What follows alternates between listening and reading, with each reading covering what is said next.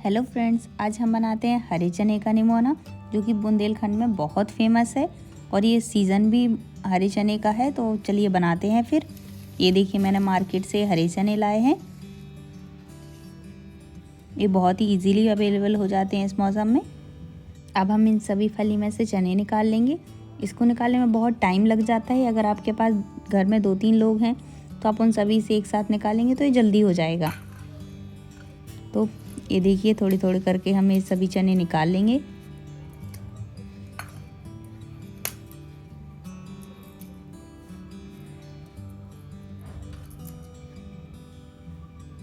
ये देखिए, हमने चने निकाल लिए हैं।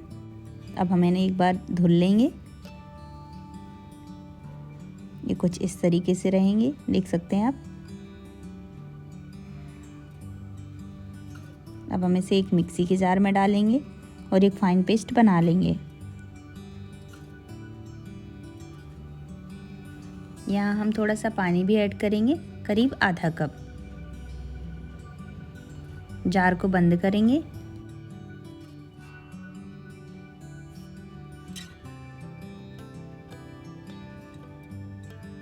देख सकते हैं आप, हमने इसको अच्छे से पीस लिया है। ये बहुत ही इजीली पिस जाता है। अब हम इसे एक बाउल में निकाल लेंगे। ये देखिए, हमने ये पेस्ट निकाल लिया है।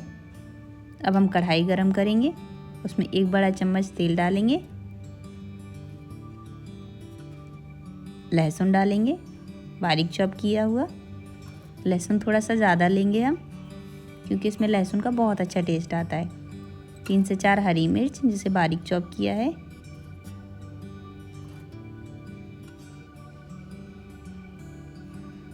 इसके बाद हम इसमें डालेंगे मसाले। यहाँ मैंने ये करीब 1.5 चम्मच धनिया पाउडर लिया है, आधा चम्मच लाल मिर्च पाउडर, 1/4 चम्मच हल्दी पाउडर। अब इसी के साथ ही हम इसमें टमाटर भी ऐड कर देंगे।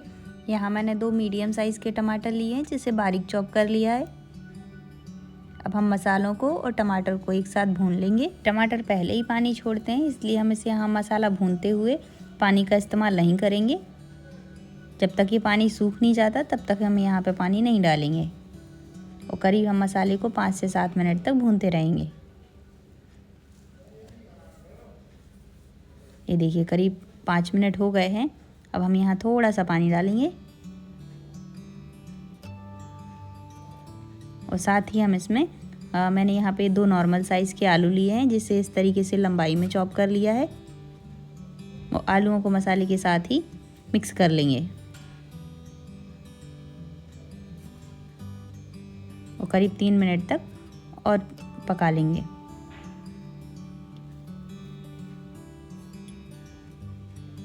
अब 3 मिनट हो चुके हैं। अब हम इसमें जो पेस्ट बनाया था हम उसे भी डाल देंगे। सबको अच्छे से मिला लेंगे। आप इस रेसिपी को ज़रूर ट्राई कीजिए, क्योंकि ये बहुत टेस्टी बनती है।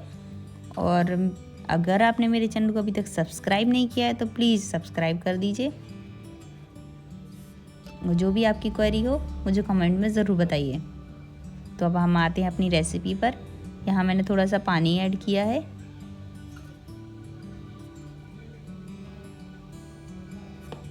अब हम जितना ग्रेवी रखने वाले हैं उस हिसाब से पानी मिलाएंगे।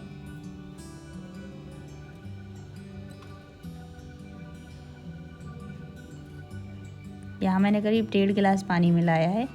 आप इसकी कंसिस्टेंसी देख सकते हैं, इस तरीके से रहेगी, क्योंकि ये पकने में भी थोड़ा टाइम लगता है इसको। अब हम यहाँ पर नमक डालेंगे। हाँ, मैं निमोने की सब्ज़ी को करीब 8 से 10 मिनट तक पकाना रहेगा, इसलिए हम यहाँ पे पानी थोड़ा सा ज़्यादा ही डालते हैं। अब हम इसे ढक कर रख देंगे। करीब 8 मिनट बाद फिर देखेंगे इसे। बीच बीच में आप चाहें तो इसे एक बार चेक भी कर सकते हैं।